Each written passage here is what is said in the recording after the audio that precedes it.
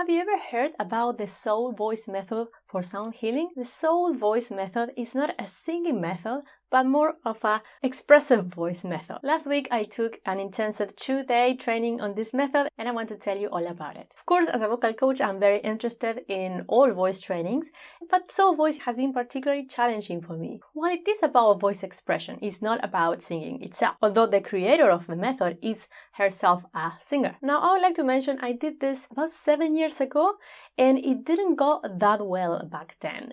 And so I decided to give it another go this time. And this time, luckily, my intuition was right and I was much more ready for it. This intensive training is the first step in your soul voice journey. And it starts with a 2-day intensive. In this training, you do a lot of different exercises, often with a partner, that involves you getting deeply into your mind-body-voice connection. If you think that singing is challenging, let me tell you, this is way more challenging than that, at least for me.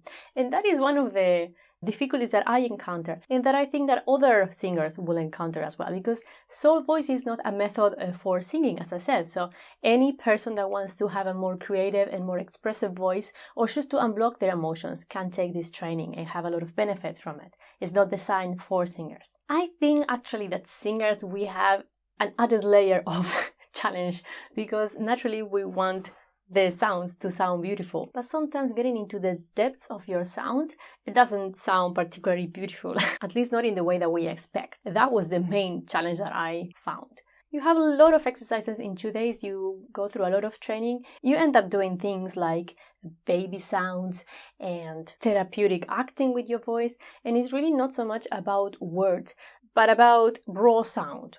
The sounds that we will experience before the language. These exercises really require you to get out of your comfort zone and really to get in touch with your body.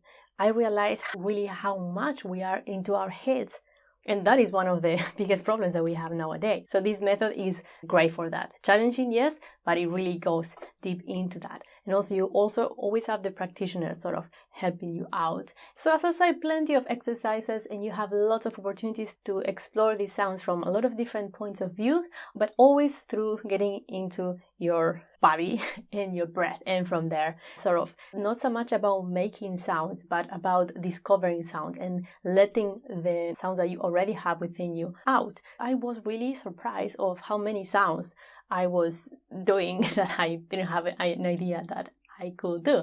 So it was funny because when I went there, I went thinking, okay, I have to sing tonight, so I really can't take it very far. I need to be careful of what I do, and I'm going to make sure that the sounds are like this and like that to take care of my voice. But once you are into the exercises, seriously, you can't really control what comes out, and you really shouldn't. It really is a great opportunity to get out of your head into your body and just let things out, and I think we need so much of that. But I would recommend don't do it if you have to sing at night. That was a big challenge. So as I say, it was 2 days, and the first day I actually ended up being really grumpy and the next day I really didn't want to go. I was finding a lot of emotions that were uncomfortable, but I did come back the next day, and there was one of the exercises that we did the second day particularly. It was a therapeutic acting one, in which you have to sort of connect with an emotion and let your voice guide you through what you want to express. And it was particularly an exercise about connecting with pain. This was a breakthrough for me.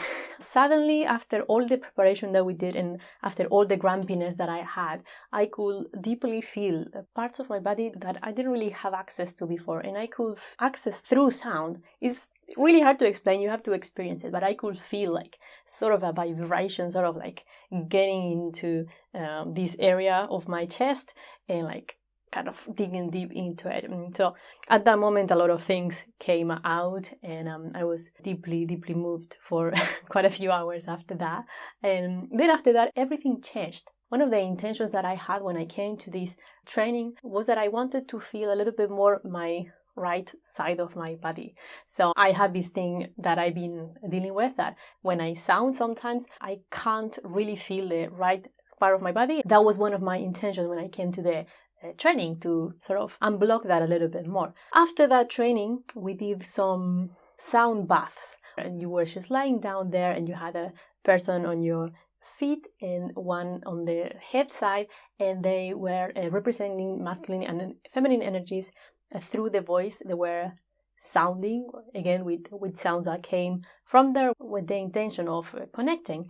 And through that exercise, without looking for it, I could really feel that the vibrations of the sound were little by little sort of filling all the right side of my body. And that was something I did not expect and was quite magical. That also has to do with the power of intention. Like sometimes you want to control the sound so much, and really, when we talk about controlling the voice, you can't control it, but it's through not controlling that you control it. It's a little bit weird, but it's a little bit like that. You can control expression in the sense that you can teach yourself not to block it. But in that not blocking it, you have to be willing to accept a lot of things that might come out. And it's not the same. Expressing is not the same than blocking or reacting to, and we often get those confused. So something to have on mind. With the voice, as I said, a lot of the controlling aspect in a good sense has to do with the intention that you set. So anyway, that was a little bit of my experience with the Soul Voice 2-day training, in case that you were wondering if doing it or not. As I said before, I did this before, and although I didn't fully enjoy it the first time, I do think that that was necessary for me to really enjoy it and be ready this time. So if you had the chance to do it, I would definitely recommend you doing it. Not easy, it's challenging, but I think it's totally worth it. Hope you enjoyed this video. If you did, please subscribe and like this video, and I'll see you in the next one.